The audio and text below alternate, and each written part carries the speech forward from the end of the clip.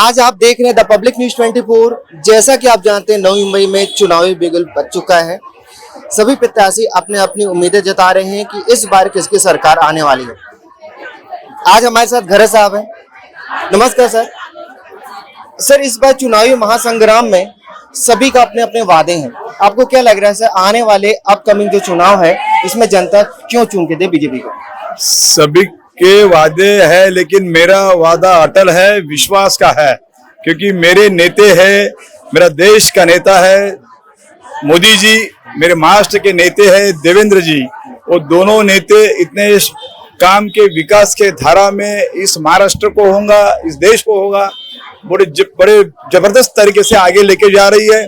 और महाराष्ट्र का विकास का विजन जिसके पास है वो एकमेव नेता है महाराष्ट्र में, जो देवेंद्र फडणवीस जी, जिन्होंने बहुत सारे योजना होंगी लोगों के लिए। हमारे विकास कार्य में बहुत सारी मेट्रो होगी, रेलवे होगी और बहुत सारे ऐसे विकास के विजन के कार्यक्रम हो। सारे कार्यक्रम बहुत जबरदस्त किए हैं और लोगों के विश्वास में खरे उतरे हुआ जो हुआ नेता है वो है देवेंद्र जी। और नी मुंबई में देखा जाएगा तो बेलापुर विधानसभा में हमारे एक जो नारी है, गए 10 साल से चुन की आती है, फिर एक बार उसको तीसरी बार 15वें साल में उनको चुन के देने का सबने वादा किया है। हमारे यहाँ के नागरिक, यहाँ की जनता, यहाँ के युवक, यहाँ के महिला वर्ग इतने उत्साही भरे शोषण में काम कर रही है। आज देखते होंगे खाली तुर्बे विभाग का ही ये रैली है तो 1000 लोगों का रैली आज अगर तुर्बे विभाग में है तो विविध जगह पे ऐसे बेलापुर में हमारे आज की रैली है। तो बड़े धूमधाम से बीजेपी के कैंडिडेट के लिए जीतने के लिए लोग इच्छुक हैं। सर, दोस्त बने दुश्मन आज कुछ पार्टी के अपने से हैं जो आज अपक्ष लड़ रहे हैं। सर, उनके लिए क्या बोलेंगे? उनके वादे कुछ हैं कि इस बार वो जीत के आएंगे, क्या बोलना चाहिए? देखो, पार्टी ने जिसको टिकट दिया उसके साथ जाना चाहिए। जिसको पार्टी ने टिकट नहीं दिया वो बंडखोरी करके लड़ रहा है, वो क्या पब्लिक के लिए लड़ रहा है? वो खुद के लिए लड़ रहा है। उसको खुद को आगे जाने का है, उसको प्रॉपर्टी बनाने का है, खुद का नाम बनाने का है। पब्लिक का सेवा करने वाले लोग ये है नहीं। अगर पब्लिक का सेवा करने वाले लोग होते तो जिसको पार्टी ने अपने अपने उम्मीदवार दिए उनके पीछे रह के पब्लिक की सेवा कर सकते थे। लेकिन वो पब्लिक की सेवा के लिए खड़े नहीं है, वो अपने खुद के लिए खड़े हैं और खुद के लिए जो खड़ा होता है उसी को पब्लिक चुन के कभी नहीं देते। सर, आने वाले अगर ताई को जनता चुनती है तो आने वाले बेलापुर विधानसभा में और क्या क्या काम होने वाले, आप क्या वादा करने वाले जनता को? बहुत सारे काम ताई के अंडर चल भी रहे। लगभग 2000 करोड़ के काम उन्होंने इस पूरे 5 साल में लाए हुए हैं। उसमें से कई काम चल रहे हैं। सुपर स्पेशलिस्ट हॉस्पिटल जो है वो सबसे बड़ा विजन ताई का है। वो विजन अभी आगे बढ़ाने के लिए ये एक बार और चुन के आनी बहुत जरूरी है। महाराष्ट्र भवन जो गए कितने सालों से बना नहीं, और राज्यों के भवन बन गए, महाराष्ट्र में महाराष्ट्र का भवन नहीं बन रहा है।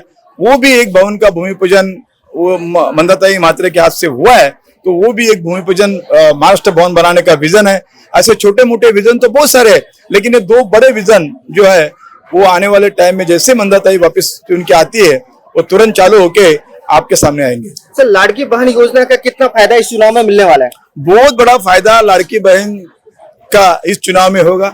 लगभग महाराष्ट्र में 2,80,00,000 हमारे लड़के बहनों ने ओवालने लिए है। किसी ने 1500 रुपए नहीं लिया। हमारे यहाँ भाई और बहन, जब बहन भाई को ओवालती है उसमें वो ओवालने का एक पैसा दिया जाता है, वो 1500 दिया। उसमें हमारी महिलाएं बहुत खुश हैं। और आने वाले दूसरे सरकार में, मतलब हमारा दूसरा सरकार जब बनेगा, दूसरे टर्म का सरकार जब बनेगा तो 21,000 रुपए देंगे। और ये एक बहुत बड़ा काम महिलाओं के लिए हो रहा है। हमारे ग्रामीण भाग में जो महिला है उनके लिए ये बहुत बड़ी सुकून की बात है।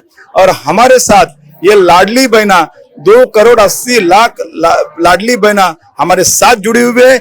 उनके साथ और भी लोग 4-5 करोड़ लोग हमारे साथ जुड़ेंगे, ऐसा हमको विश्वास है। और पुनः एक बार मैं आपको बोलूंगा कि इस इलेक्शन के बाद 190 सीट लाके महाराष्ट्र में पुनः से एक बार यूटी का सरकार आएगा। आज हमारे साथ बीजेपी के गोवा के आमदार आए हुए हैं।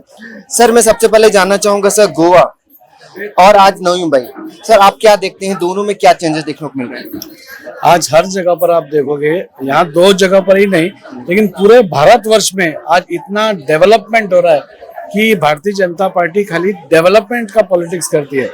बाकी चीजों को बाजू में रख के आज देश को आगे कैसे बढ़ाना है, देश को विकसित भारत और देश का सपना जो है 2047 में एक विश्व गुरु, वो सपने को आगे लेते हुए ये दोनों क्षेत्र में नहीं आज पूरे देश में विकास हो रहा है। हाईवे बन रहे हैं, अच्छा विकास हो रहा है, विकास के साथ ह्यूमन डेवलपमेंट भी हो रहा है।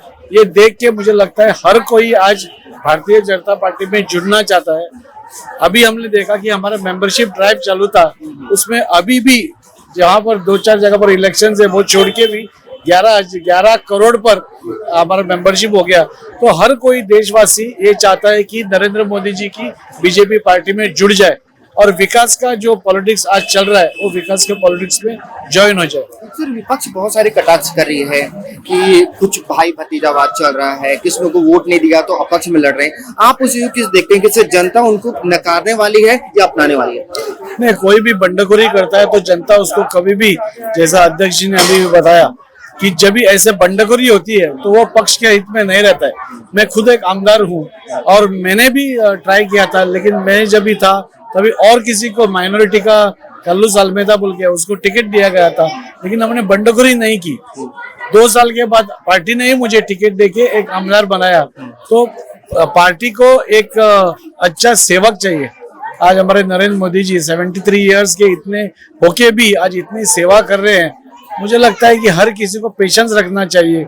आज अच्छा माहौल है और मुझे लगता है कि जो ऐसे बंडखोरी करते हैं, नहीं तो अलग किस्म की पॉलिटिक्स करते हैं, उसमें जनता उसको थरा नहीं देगी। सर राज ठाकरे कल सानपाड़ा में आए थे, उन्होंने बहुत सारे कटाक्ष किए हैं बीजेपी को लेकर और पार्टी को लेकर, आप उसमें क्या बोलना चाहेंगे?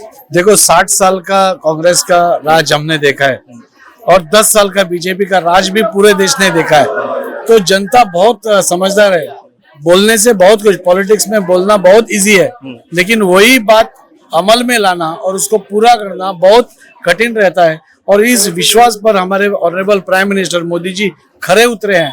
हर कोई जो भी उन्होंने बात की है वो एकदम 100% 100 बोलते फील्ड पर उन्होंने करके दिखाया है, प्रैक्टिकली करके दिखाया। और इसीलिए आज जनता, पूरी देश की जनता आज उन पर पूरा विश्वास रखती है। और मुझे लगता है यही विश्वास है कि हम लोग तीसरी बार भी चुन के आए और मुझे लगता है भी महाराष्ट्र में भी हम लोग जीत के आएंगे और पूरे देश में एक अच्छा माहौल होके 2047 में हम लोग विश्व गुरु जो सपना देख रहे हैं वो 100% सच होगा।